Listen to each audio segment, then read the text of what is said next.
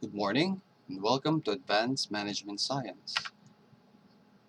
Topic for today is project scheduling, Pert, and CPM. I will be your presenter, John Mark M. Mamawag. In many situations, managers are responsible for planning, scheduling, and controlling projects that consist of numerous separate jobs or tasks performed by a variety of departments and individuals.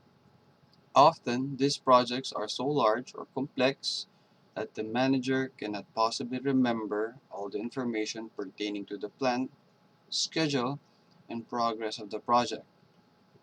In these situations, the Program Evaluation and Review Technique, or PERT, and the Critical Path Method, CPM, have proven to be extremely valuable.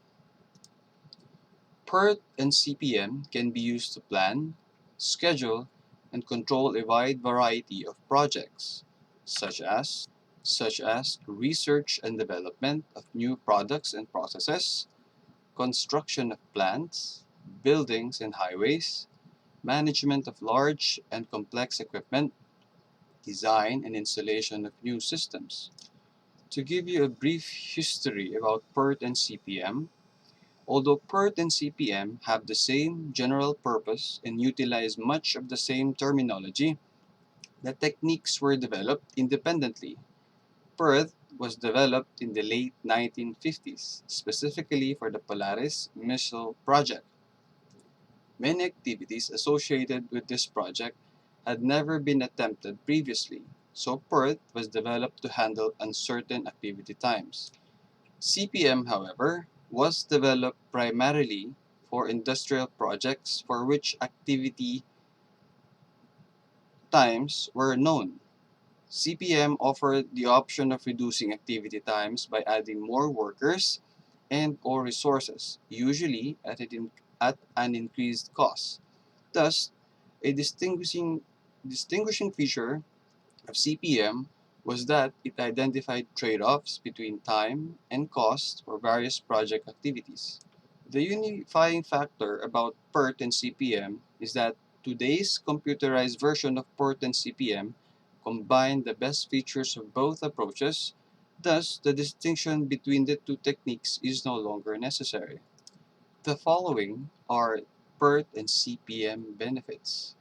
Project managers must schedule and coordinate the various jobs or activities so that the entire project is completed on time.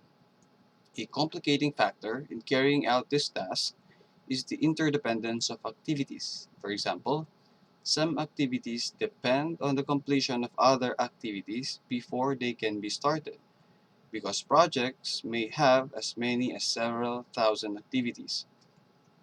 Project managers look for procedures that will help them answer the questions such as the following. What is the total time to complete the project? What are the scheduled start and finish dates for each specific activity? Which activities are critical and must be completed exactly as scheduled to keep the project on schedule? How long non-critical activities can be delayed before they can cause an increase in the total project completion time? To give you an example of the application of PERT and CPM, the owner of the Western Hills Shopping Center is planning to modernize and expand the current 32 business shopping center complex. The project is expected to provide room for 8 to 10 new businesses. Financing has been arranged through a private investor.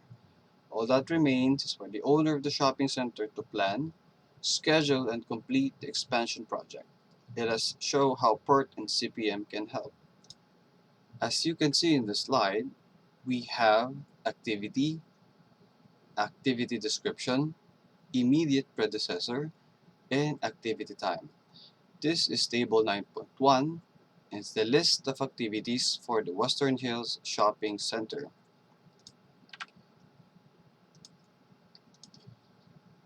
The first column represents the activity.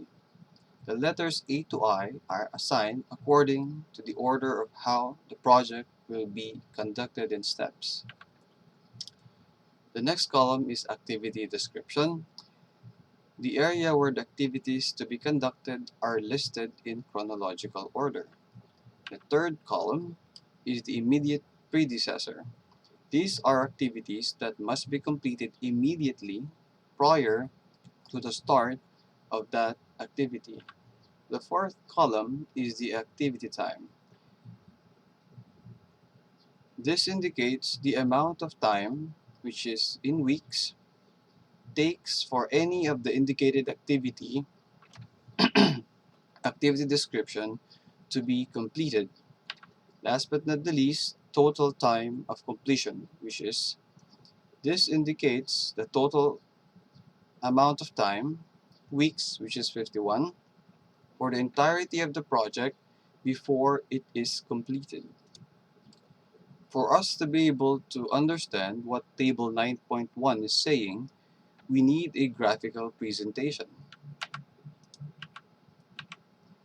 A graphical presentation of a project contains nodes represented by rectangles and arcs represented by lines with arrows, resulting into the discovery of a critical path. Here, you can see the node, which is or are represented by rectangles, and the arc, which are represented by lines and arrows. How do we then determine the critical path? Determining the critical path, define the concept of a path through a network.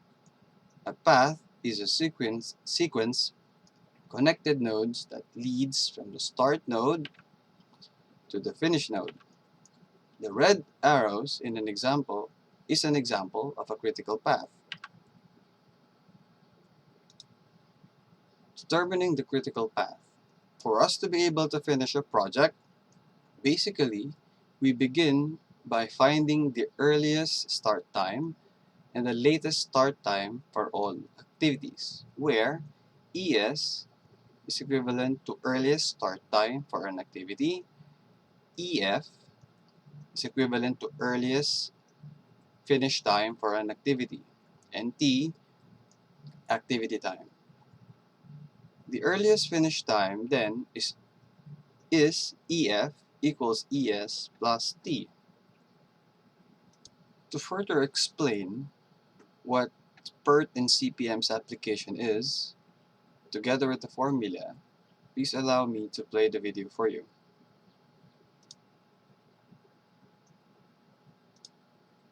Welcome to this video on finding the critical path on a project network. I'll be working with this activity schedule for a project. I'll be constructing a project network, doing forward and backward passes, determining the project completion time, calculating slack values, and finally stating the critical path. I will be using this node convention here, as you will find in Quantitative Methods for Business by Anderson, Sweeney, and Williams. A here is the activity being described, and T represents the expected activity duration or time. ES is the earliest time the activity can start. EF is the earliest finish time. LS is the latest start time.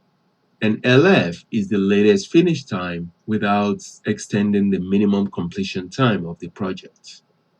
I usually like to start with a sketch to make it easier when drawing the full network. Activities A and B have no predecessors, so they can begin as start.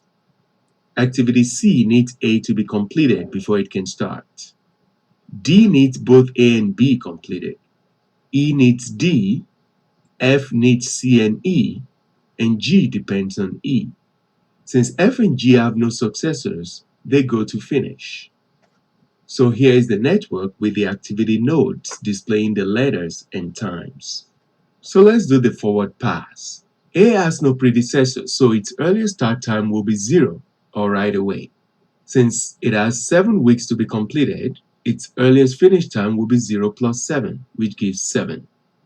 B also has an earliest start time of 0, and with an activity time of 9, it will have an earliest finish time of 9.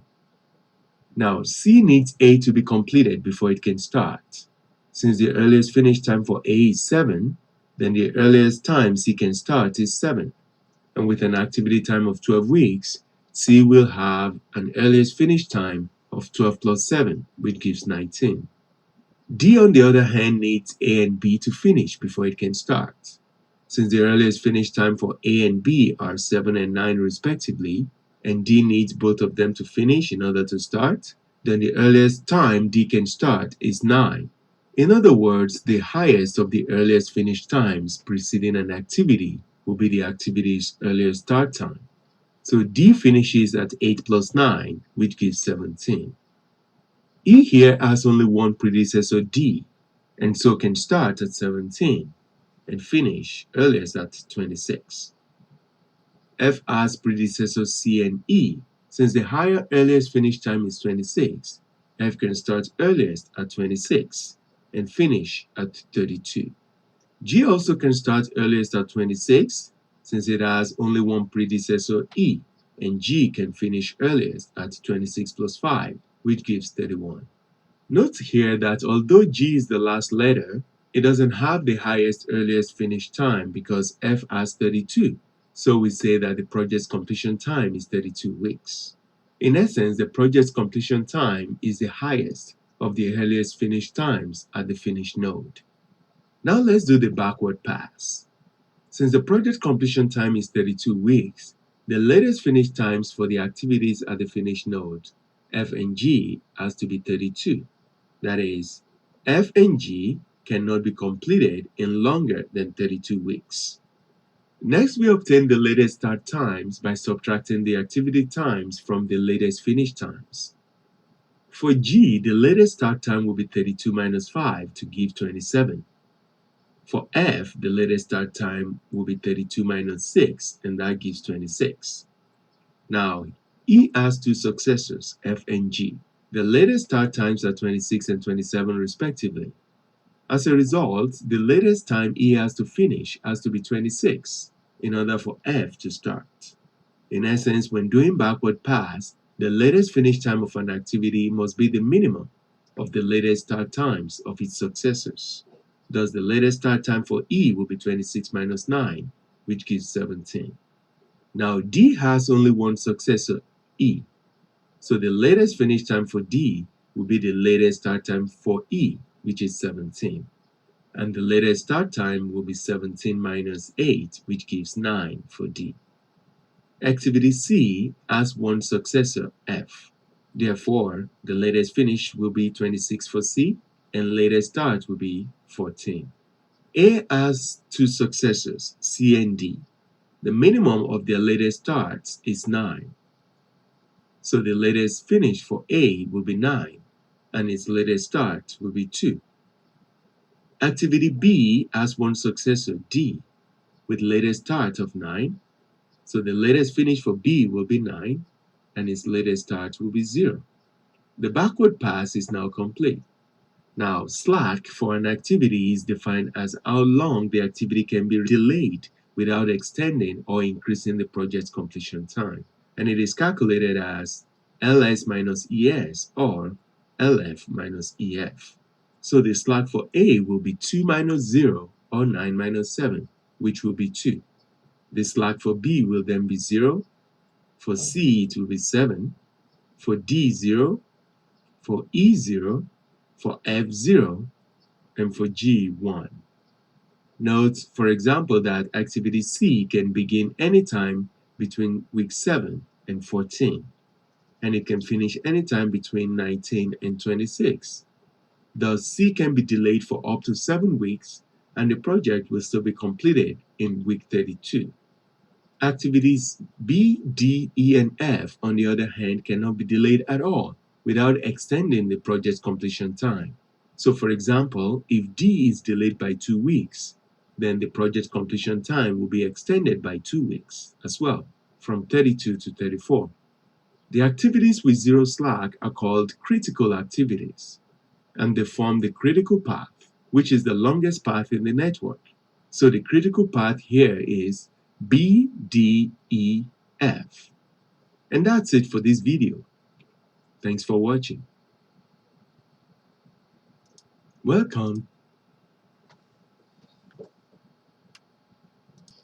Now that you have watched the video, you have now a general idea of how important PERT in CPM is. As a takeaway from the video, the first is the less time to complete activities on each node, the better, as it saves time, money, and effort for the project manager. Delay means more time, money, and effort out of the project manager and the project itself. Slack is term used and expressed as allowable time to finish a given activity node. And determining the critical path and avoiding delays is in its sense the purest application of PERT CPM. And that is it for my presentation. Thank you very much. I would like to thank the following: Free Pick for the picture blueprint as reference, for the video, Project Scheduling Critical Path by Mr. Joseph Emmanuel, and the books An Introduction to Management Science, Anderson, Sweeney, Williams, Gambin Martin, by Southwestern Suncage Learning, Library of Congress, control number 2010935955. Thank you.